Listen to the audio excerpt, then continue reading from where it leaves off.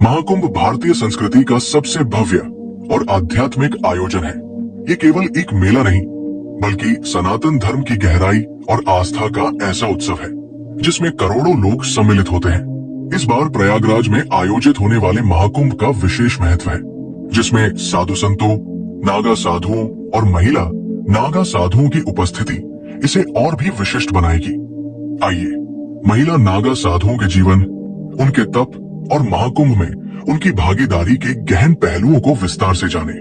महाकुंभ और महिला नागा साधुओं का विशेष महत्व। महाकुंभ केवल एक धार्मिक आयोजन नहीं है, ये भारतीय संस्कृति और आध्यात्मिक परंपराओं का ऐसा संगम है जहां हर साधु संत, विद्वान और नागा साधु अपनी उपस्थिति से इसे दिव्यता प्रदान करते हैं। महिला नागा साधुओं का इसमें शामिल होना एक चमत्कारिक घटना के समान माना जाता है। उनके दर्शन मात्र से भक्तों को ऐसा लगता है मानो उन्होंने किसी दिव्य शक्ति का साक्षात्कार कर लिया हो। महिला नागा साधुओं का आध्यात्मिक जीवन और कठिन तपस्या। महिला नागा साधु बनना अत्यंत कठिन और चुनौतीपूर्ण प्रक्रिया है। उन्हें 12 वर्षों तक कठोर तपस्या करनी पड़ती है। शुरुआत के 6 वर्षों में सांसारिक जीवन का त्याग। वे पूरी तरह से अपनी पारिवारिक और सामाजिक जिम्मेदारियों को छोड़कर एक नए जीवन की शुरुआत करती है। वे केवल भिक्षा पर निर्भर रहती है, एक समय भोजन ग्रहण करती है, चारपाई या बिस्तर पर नहीं सोती, बल्कि घास फूस पर शयन करती है। जीवन का त्याग और नए रूप में प्रवेश। 6 साल की कठोर तपस्या के बाद वे जीते जी अपना पिंड दान करती है, सिर मुंडवाकर तर्पण करती है। इसके बाद गुरु उन्हें दीक्षा देकर नागा साधु की उपाधि प्रदान करते हैं। शरीर और आत्मा का निर्माण। अगले 6 साल वे अपने शरीर को हर प्रकार की कठिनाई सहन करने के लिए तैयार करती है। गर्मी, सर्दी और बरसात की चरम परिस्थितियों में भी तप करती है। क्या महिला नागा साधु बिना वस्त्रों के रहती है? ये प्रश्न अक्सर लोगों के मन में आता है। पुरुष नागा साधुओं के विपरीत महिला नागा साधु नग्न नहीं रहती। वे केवल भगवा रंग का बिना सिला हुआ वस्त्र पहनती है। उनका शरीर भस्म, राख से ढका रहता है, जो उन्हें एक अलौकिक रूप प्रदान करता है। उनके माथे पर तिलक और मोटी जटाएं उनकी पहचान होती है। महिला नागा साधुओं का कुंभ में दर्शन और उनके शाही स्नान का महत्व। महाकुंभ में महिला नागा साधु केवल इसी आयोजन के दौरान दुनिया को दर्शन देती है। कुंभ के बाद वे फिर से अपने तपस्वी जीवन में लौट जाती है। महाकुंभ में उनके शाही स्नान का विशेष महत्व है। शाही स्नान से पहले भव्य शोभा यात्रा निकाली जाती है। इस शोभा यात्रा में वे ध्वज, त्रिशूल, चिमटा आदि लेकर चलती है। शाही स्नान में वे पूरी मर्यादा का पालन करती है। महिला नागा साधुओं का संदेश और समाज में उनका योगदान। महिला नागा साधुओं की उपस्थिति ये दर्शाती है कि धर्म और तपस्या में महिलाएं किसी भी प्रकार पुरुषों से कम नहीं है। उनकी कठिन तपस्या समाज को प्रेरणा देती है। ये संदेश जाता है कि भगवान की भक्ति और आध्यात्मिकता के लिए त्याग और तपस्या सबसे बड़ा साधन है। उनका जीवन महिलाओं को ये सिखाता है कि आत्मनिर्भरता और आत्मशक्ति से हर बाधा को पार किया जा सकता है। महाकुंभ में महिला नागा साधुओं का विशेष योगदान। इस बार के महाकुंभ में 45 करोड़ लोगों के आने की संभावना है। महिला नागा साधुओं की उपस्थिति महाकुंभ को एक अनोखा और अद्भुत अनुभव बनाएगी। उनका शाही स्नान आध्यात्मिक ऊर्जा और पवित्रता का संगम होगा। महिला नागा साधु केवल साधारण साध्वी नहीं, बल्कि वे आध्यात्मिकता, त्याग और तपस्या की जीती जागती मिसाल है।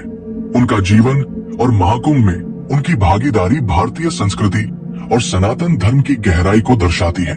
उनका दर्शन पवित्रता और दिव्यता का प्रतीक है, जो महाकुंभ के महत्व को और अधिक बढ़ाता है। इस बार की कुंभ की खास बात ये थी कि पहली बार महिला नागा साधुओं का दर्शन लोगों को मिलने वाला था। इन महिला नागा साधुओं के बारे में जो कहानियां प्रचलित थी, वे उन्हें रहस्य और चमत्कार से भर देती थी। संगम पर एक रहस्यमय रात। महाकुंभ के आरंभ से पहले की रात थी। संगम के पास एक छोटी सी कुटिया में कुछ साधु गंगा की लहरों की ओर देख रहे थे। अचानक एक साधु ने धीमी आवाज में कहा, क्या तुमने सुना? इस बार कुंभ में महिला नागा साधु भी आएंगी। दूसरा साधु चौंक कर बोला, महिला नागा साधु?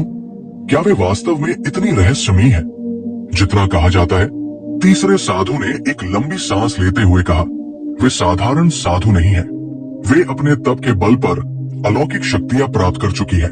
कहते हैं वे अपने दर्शन से भक्तों के पाप भी जला देती है। लेकिन वो रुक गया। लेकिन क्या? बाकी साधु एक साथ बोले। उसने फुसफुसाते हुए कहा, कहते हैं अगर कोई उनके बारे में अधिक जानने की कोशिश करे तो वो उनके श्राप का भागी बनता है। अनोखी शोभा यात्रा और अदृश्य शक्तियां। अगले दिन महाकुंभ में शाही स्नान की तैयारी चल रही थी। दूर से नगाड़ों और शंखों की आवाज सुनाई देने लगी। एक लंबी शोभा यात्रा संगम की ओर बढ़ रही थी। सबसे आगे महिला नागा साधु थी। उनके शरीर पर राख लिपटी हुई थी और उनकी जटाएं उनकी शक्ति का प्रतीक थी। लोग उनके दर्शन के लिए उमड़ पड़े, लेकिन जैसे ही वे आगे बढ़ी, कई लोगों ने महसूस किया कि उनके शरीर से एक अनोखी ऊर्जा निकल रही थी। भीड़ में खड़े एक बूढ़े व्यक्ति ने कहा, उनकी आंखों में देखो, ऐसा लगता है जैसे वे सब कुछ जानती हों। एक महिला ने अपनी छोटी बेटी को उनके पास ले जाते हुए कहा, इनके दर्शन से मेरी बेटी का रोग ठीक हो जाएगा। एक साधु की चुनौती। भीड़ में खड़ा एक युवा साधु जिसका नाम त्रिलोचन था, महिला नागा साधुओं को देखकर असहज महसूस कर रहा था। उसने अपने गुरु से कहा, गुरुदेव, ये महिला नागा साधु कौन है? क्यों इनके बारे में इतना रहस्य बनाया जाता है? गुरु ने उसे चेताया, त्रिलोचन, उनकी शक्तियों पर संदेह मत करना। वे तपस्विनी हैं, जिन्होंने संसार को त्याग दिया है। उनके बारे में अधिक जानने की कोशिश मत करना। लेकिन त्रिलोचन जिद्दी था। उसने मन ही मन ठान लिया कि वो महिला नागा साधुओं के रहस्य को उजागर करेगा। उस रात त्रिलोचन ने उन महिला नागा साधुओं की कुटिया के पास पहरा दिया। जैसे ही आधी रात हुई, उसने देखा कि सभी साधु ध्यान मग्न हो गए थे, लेकिन महिला नागा साधु की कुटिया से हल्की रोशनी निकल रही थी। त्रिलोचन ने साहस जुटाकर झांकने की कोशिश की। उसने देखा कि एक महिला नागा साधु धूनी रमाए बैठी थी और उनके सामने एक दिव्य आकृति प्रकट हो रही थी। आकृति ने कहा, तुम्हारा तप सफल हो चुका है, लेकिन ध्यान रहे, जो कोई तुम्हारे रास्ते में आएगा उसे अपने कर्मों का फल भुगतना होगा। त्रिलोचन इस दृश्य को देखकर कांप गया। वो भागने की कोशिश कर रहा था, लेकिन तभी महिला नागा साधु ने अपनी आंखें खोल दी। उनकी नजरें त्रिलोचन पर पड़ी और एक आवाज गूंजी, तुमने हमारी साधना में बाधा डाली है, अब तुम्हें अपने कर्मों का फल भुगतना होगा। अगले दिन त्रिलोचन को कुटिया के बाहर अचेत अवस्था में पाया गया। उसके गुरु ने उसे होश में लाने की कोशिश की, लेकिन वो बस एक ही बात कहता रहा, उनकी आंखें, वे सब जानती है, मैं उनसे बच नहीं सकता। कुछ दिनों बाद त्रिलोचन को संगम में स्नान करते हुए देखा गया। वो बार बार क्षमा मांग रहा था, लेकिन कुछ दिनों बाद उसकी मृत्यु हो गई। महिला नागा साधुओं का अंतिम संदेश। महाकुंभ के समापन पर महिला नागा साधुओं ने एक अंतिम सभा की।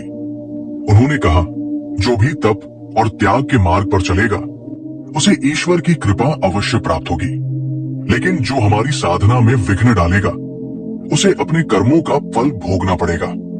इसके बाद वे गुप्त रूप से महाकुंभ से प्रस्थान कर गई। लोग कहते हैं कि वे हिमालय की किसी अज्ञात गुफा में जाकर साधना करती है। उनके दर्शन के लिए महाकुंभ का इंतजार करना पड़ता है। महिला नागा साधुओं का जीवन एक प्रेरणा है। उनकी तपस्या और त्याग हमें ये सिखाते हैं कि आध्यात्मिकता का मार्ग कठिन है, लेकिन उस पर चलने वाले को परम शांति प्राप्त होती है। उनकी कहानियां रहस्यमय और अलौकिक है, जो हमें अपने कर्मों के प्रति सचेत करती है। अगर आप भी महादेव के सच्चे भक्त हैं, तो कमेंट में हर हर महादेव लिखें और शिव जी की कृपा प्राप्त करें।